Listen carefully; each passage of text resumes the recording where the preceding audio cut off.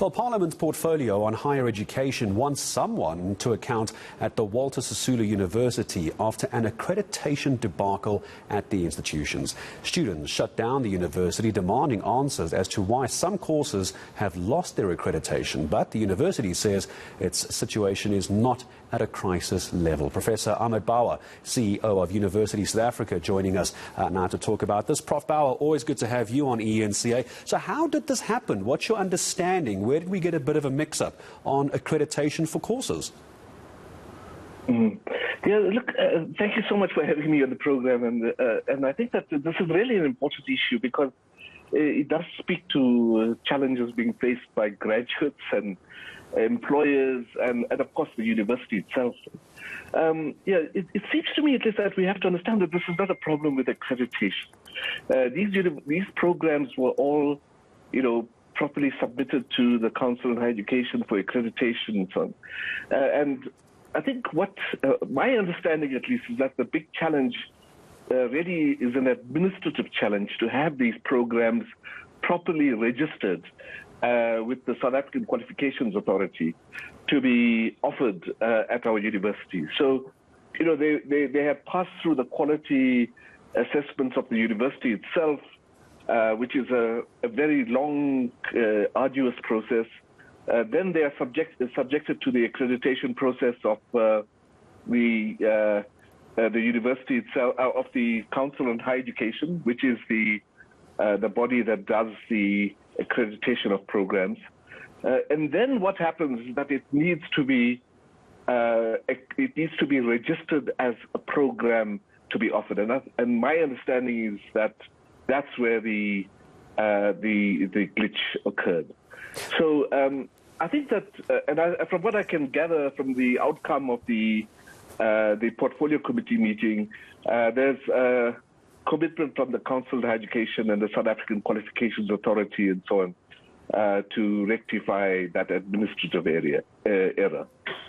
So what is that? I hope that helps. It does. Thank you, Prof. But it is a very complicated story to try and follow. There's a number of accreditation bodies involved in various academic frameworks as well within this, but it does help. But it is going to start raising questions for students. I'm sure as someone who's gone through the rigmarole of higher education and ended up where you have in your career, you want to make sure as a student that what you're studying halfway through your degree doesn't suddenly become less valuable, don't you? So I think that that's clearly an important point, and there's no way of wriggling out of that very important point, out of that very important scenario, if you like.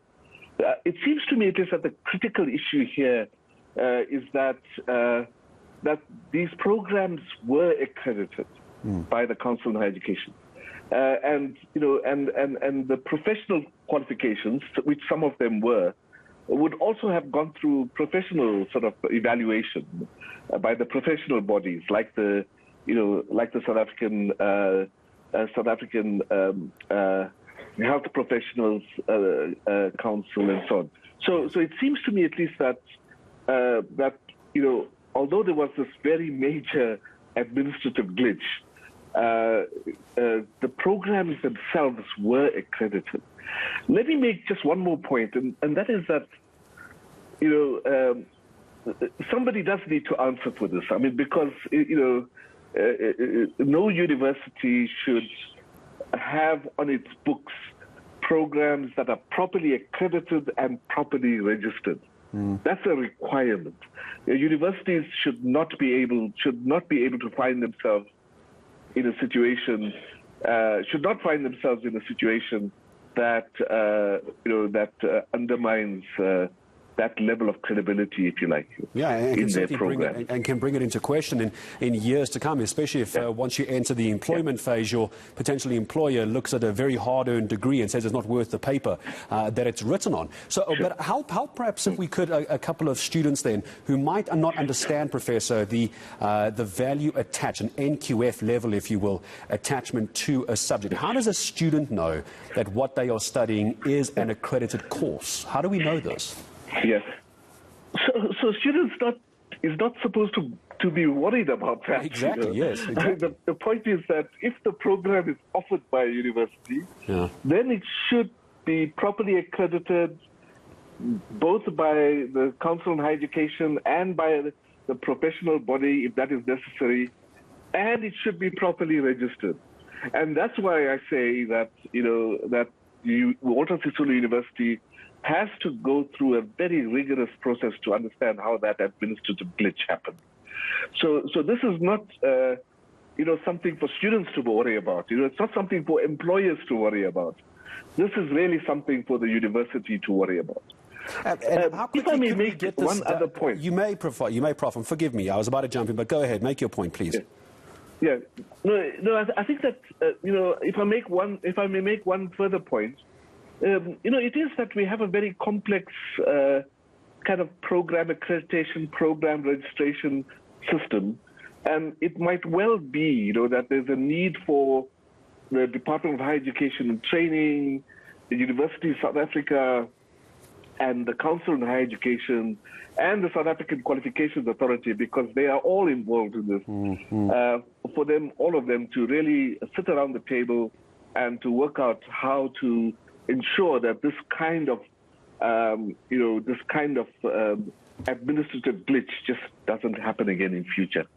When we say someone needs to take the blame for this, I do think when it comes to the future of students' education, someone needs to take the blame for this administrative blunder. I think we're being very kind as we call it that, Prof. But where would you imagine the buck stops? Would it go as high as the vice rector? Would it go as high as the dean? Who's ultimately responsible for this, do you think? Yeah, look, ultimately the vice chancellor is responsible. The vice chancellor of Walter Sisulu University. Of course, I think we just have to emphasize that there was a very recent change in the vice chancellorship at Walter Sisulu University. So it would not be a very good idea to hold the current vice chancellor responsible. But having said that, I think that there's a very real responsibility now on the council of the university and the vice chancellor of the university to ensure that the systems are in place, that the individuals involved are properly trained to ensure that this just doesn't happen again. We should not allow this to happen again. And certainly cannot allow it to happen again. And I really appreciate your time, Professor Ahmed Bawa, CEO of Universities, excuse me, a badly timed cough, University of South Africa, joining us this afternoon.